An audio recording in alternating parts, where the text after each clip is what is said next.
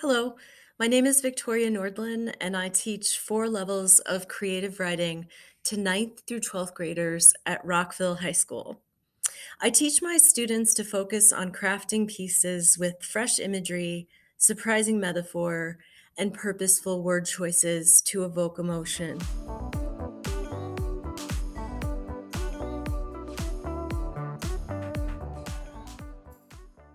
Water, drown, verb, die through submersion in and inhalation of water.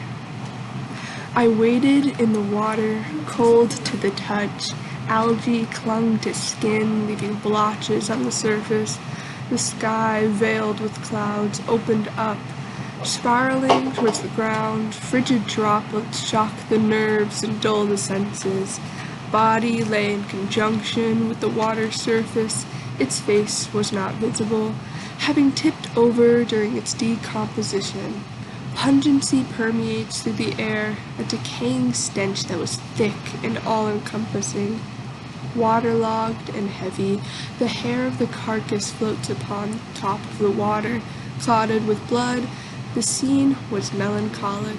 Sadness accompanied the putrid odor that emanated from the corpse.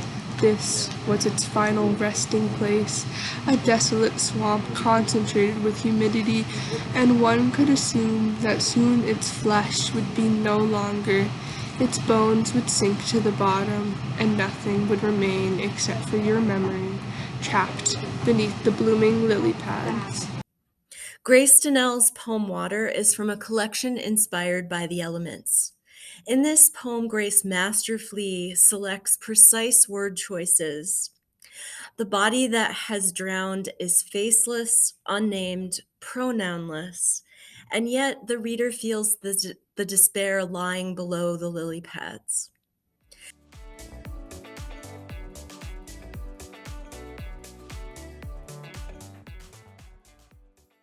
The second month. The air is chilled, but days are warm. The trees are dead, but they dance in the wind warm. The pure white snow is nothing but muddy slush. The ground is frozen, but grass still grows. The weatherman promises just rain, but no one is surprised by snow.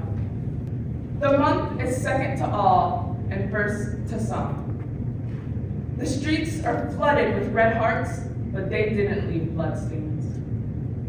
The shortest month dedicated to love and black bodies? February is hypocrisy.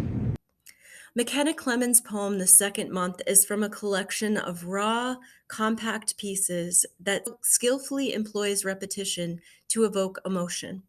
The second month leads the reader through a series of images that expose the harsh reality of the societal divide.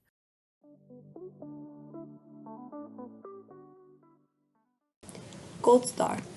The universe is big. I learned from a 3rd grade reading assessment. Thin plastic booklet in my palm. I don't remember what the diagram on page 1 showed. My mind is a meteorite, filled with stardust and wanderlust, encased in iron and nickel. Dense and solid, it soars at 77 kilometers per second, hurtling past the Kuiper Belt, into an open abyss of black space.